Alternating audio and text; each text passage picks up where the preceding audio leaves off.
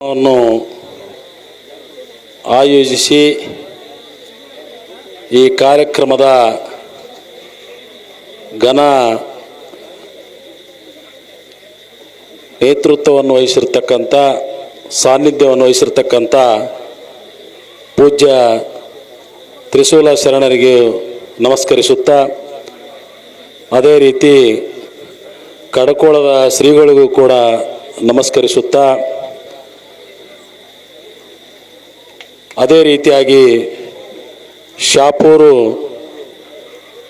ಶರಣು ಮುತ್ಯರವರಿಗೂ ಕೂಡ ನಮಸ್ಕರಿಸುತ್ತಾ, ಈ ಒಂದು ವೇದಿಕೆ ಮೇಲೆ ಆಸೀನರಾಗಿರ್ತಕ್ಕಂಥ ಆತ್ಮೀಯರು ಆಗಿರ್ತಕ್ಕಂಥ ನಿಂಗಣ್ಣಣ್ಣ ನಾಯ್ಕೋಡಿಯವರೇ, ನಾಗರಾಜರವರೇ, ಗುರು ಕಾಮರವರೇ, ರವಿಯವರೇ, ವಕೀಲರೇ ಹಾಗೂ ವೇದಿಕೆ ಮೇಲೆ ಆಸೀನರಾಗಿರ್ತಕ್ಕಂಥ ಎಲ್ಲ ಗಣ್ಯಮಾನ್ಯರೇ, ಈ ಒಂದು ಕಾರ್ಯಕ್ರಮಕ್ಕೆ ಅತ್ಯಂತ ಶಾಂತಿಯಿಂದ ಇಲ್ಲಿಯವರೆಗೆ ವೀಕ್ಷಿಸಿರ್ತಕ್ಕಂಥ ನನ್ನ ತಾಯಂದಿರೇ, ಮುಡುಬುಳು ಗ್ರಾಮದ ಎಲ್ಲ ರಾಮಲಿಂಗೇಶ್ವರ ರಂಗಲಿಂಗೇಶ್ವರ ಭಕ್ತಾದಿಗಳೇ, ಅಧ್ಯಕ್ಷಿಣ ಭಾಷಣ ಅಂದರೆ ಮಾತಾಡೋಕ್ಕೆ ಏನೂ ಉಳಿದಿರೋದಿಲ್ಲ. ಯಾಕಂದರೆ ಎಲ್ಲ ವಿಷಯಗಳನ್ನು ಅವರದೇ ಒಂದು ರೀತಿಯಲ್ಲಿ ಇವತ್ತು ಈ ವೇದಿಕೆಯ ಮುಖಾಂತರ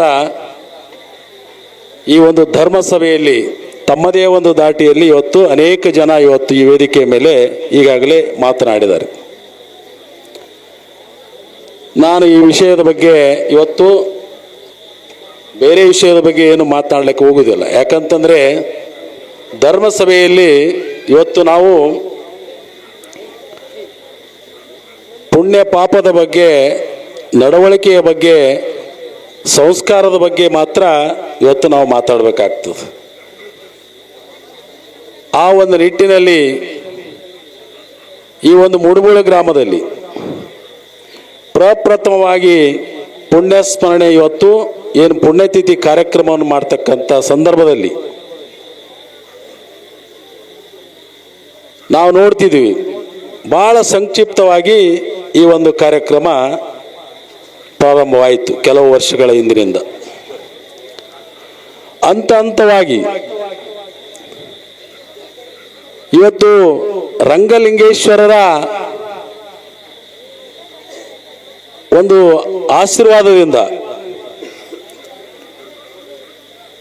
ಈ ಒಂದು ಮಠದಲ್ಲಿ ಈ ಮುಡುಬುಳು ಗ್ರಾಮದ ಎಲ್ಲ ಹಿರಿಯರ ಸಹಕಾರದಿಂದ ತ್ರಿಶೂಲ ಶರಣರಿಗೆ ಒಂದು ಶಕ್ತಿ ನೀಡಿರುವುದರಿಂದ ಇವತ್ತು ವರ್ಷ ಕೂಡ ಹೆಚ್ಚಿನ ರೀತಿಯಲ್ಲಿ ಇವತ್ತು ಒಳ್ಳೊಳ್ಳೆ ಕಾರ್ಯಕ್ರಮಗಳನ್ನು ಮಾಡಲಿಕ್ಕೆ ಈ ಮುಡುಬುಳು ಗ್ರಾಮ ಸಾಕ್ಷಿಯಾಗಿದೆ ಅಂತಕ್ಕಂಥ ಮಾತನ್ನು ಈ ಸಂದರ್ಭದಲ್ಲಿ ಹೇಳಬೇಕಾಗ್ತದೆ.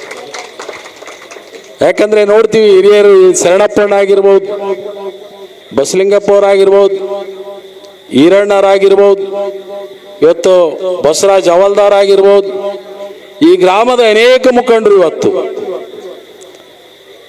ಎಷ್ಟು ಇವತ್ತು ಈ ಕಾರ್ಯಕ್ರಮವನ್ನು ಉತ್ಸಾಹದಿಂದ ಇವತ್ತು ನಮ್ಮ ಮಠದ ಕಾರ್ಯಕ್ರಮ, ನಮ್ಮ ಊರಿನ ಕಾರ್ಯಕ್ರಮ, ಈ ಒಂದು ಕಾರ್ಯಕ್ರಮಕ್ಕೆ ಇಡೀ ತಾಲೂಕಿನ ಬೇರೆ ಬೇರೆ ತಾಲೂಕುಗಳಿಂದ ಇವತ್ತು ಅನೇಕ ಶರಣರು ಕೂಡ ಇವತ್ತು ಈ ಒಂದು ನಿಮ್ಮ ಮುಡುಬುಳು ಗ್ರಾಮಕ್ಕೆ ಪಾದಾರ್ಪಣೆ ಮಾಡಿದ್ದು ಇದು ನಿಮ್ಮ ಮುಡುಬುಳು ಗ್ರಾಮದ ಪುಣ್ಯ ಅಂತೇಳಿ ನಾವು ಈ ಸಂದರ್ಭದಲ್ಲಿ ಹೇಳಬೇಕಾಗ್ತದೆ.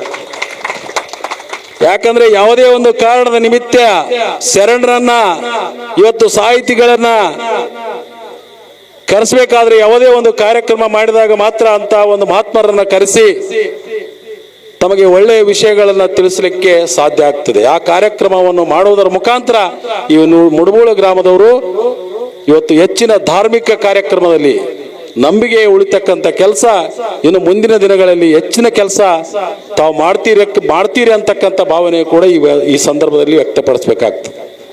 ಈಗ ತಾಯಂದಿರು ನಾವು ನೋಡಿದ್ವಿ, ಸುಮಾರು 7 ಗಂಟೆಯಿಂದ ಕಾರ್ಯಕ್ರಮ 6:30 7 ಗಂಟೆಯಿಂದ ಕಾರ್ಯಕ್ರಮ ಸ್ಟಾರ್ಟ್ ಆಗಿ ಇವತ್ತು 10-10:30 ಗಂಟೆ ಆದರೂ ಕೂಡ ಯಾರು ಕೂಡ ತಮ್ಮ ಜಾಗವನ್ನು ಕದಲದೆ ಇವತ್ತು ಭಕ್ತಿಯಿಂದ ಇವತ್ತು ಸದ್ಗುರು ರಂಗಲಿಂಗೇಶ್ವರರ ಈ ಒಂದು ಪ್ರವಚನ ಕಾರ್ಯಕ್ರಮ ಆಗಿರ್ಬೋದು, ಈ ವೇದಿಕೆಯ ಕಾರ್ಯಕ್ರಮವನ್ನ ಅತ್ಯಂತ ಹಿರಿಯರ ವಿಷಯಗಳನ್ನು ಅವತ್ತು ಇವೆಲ್ಲ ತಾವುಗಳೆಲ್ಲ ಆಲಿಸಿದಿರಿ.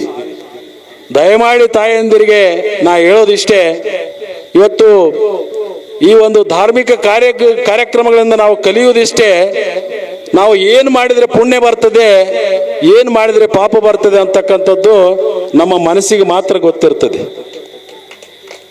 ಇವತ್ತು ನಾವು ಏನೇ ಮಾಡಿದ್ರು ಕೂಡ, ನಾವು ತಪ್ಪು ಮಾಡಿದ್ರು ಕೂಡ ನಮ್ಮ ಮನಸ್ಸು ನಾವು ತಪ್ಪು ಮಾಡಿವಿ ಅಂತಕ್ಕಂಥ ಮಾತನ್ನ ನಮ್ಮ ಮನಸ್ಸು ಹೇಳ್ತದೆ. ಇವತ್ತು ನಾವು ಯಾರೂ ಕೂಡ ಜನರನ್ನು ಮೆಚ್ಚಲಿಕ್ಕೆ ಏನು ಮಾಡಬಾರ್ದು, ನಮ್ಮ ಮನಸ್ಸನ್ನ ನಂಬಿಕೊಂಡು ನಮ್ಮ ಮನ ಮೆಚ್ಚುವಂತ ಕೆಲಸ ತಾವುಗಳು ಮಾಡ್ಬೇಕಂತೇಳಿ ಈ ಸಂದರ್ಭದಲ್ಲಿ ಹೇಳ್ಬೇಕಾಗ್ತದೆ.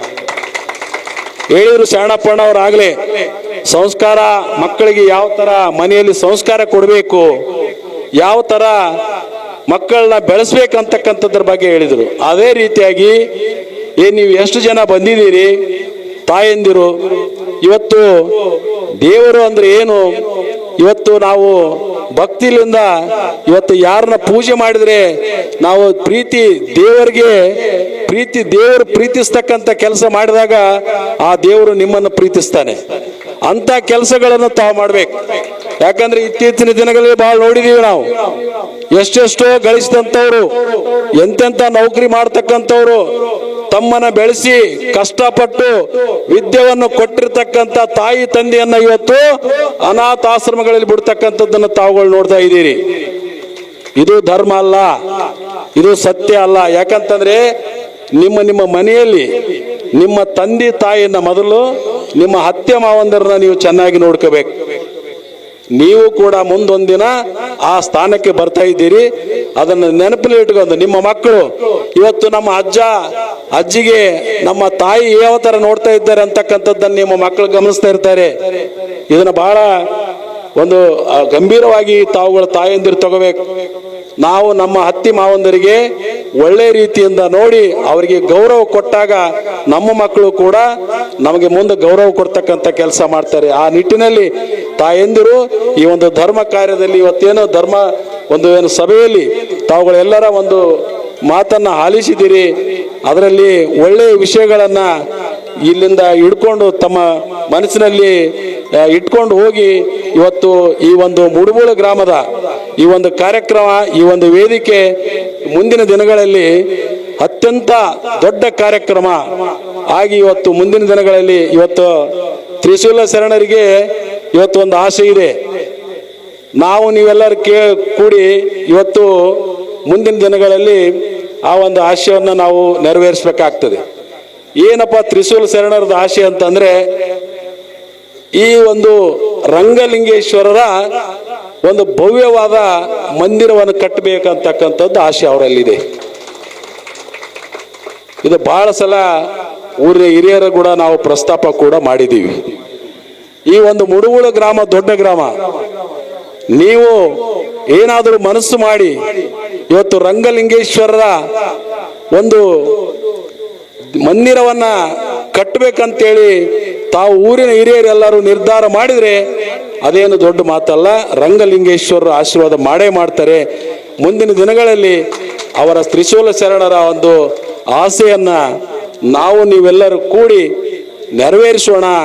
ಒಂದು ಸುಂದರವಾದ ಒಂದು ಮಠವನ್ನು ಕಟ್ಟಿ ಈ ಒಂದು ಧರ್ಮಕ್ಷೇತ್ರವನ್ನಾಗಿ ನಾವೆಲ್ಲರೂ ಮಾಡೋಣ ಅಂತಕ್ಕಂಥ ಮಾತನ್ನು ಹೇಳಿ ನನ್ನ ಅಧ್ಯಕ್ಷೀಯ ಭಾಷಣವನ್ನು ಮುಗಿಸ್ತೇನೆ. ಜೈ ಹಿಂದ್, ಜೈ ಕರ್ನಾಟಕ.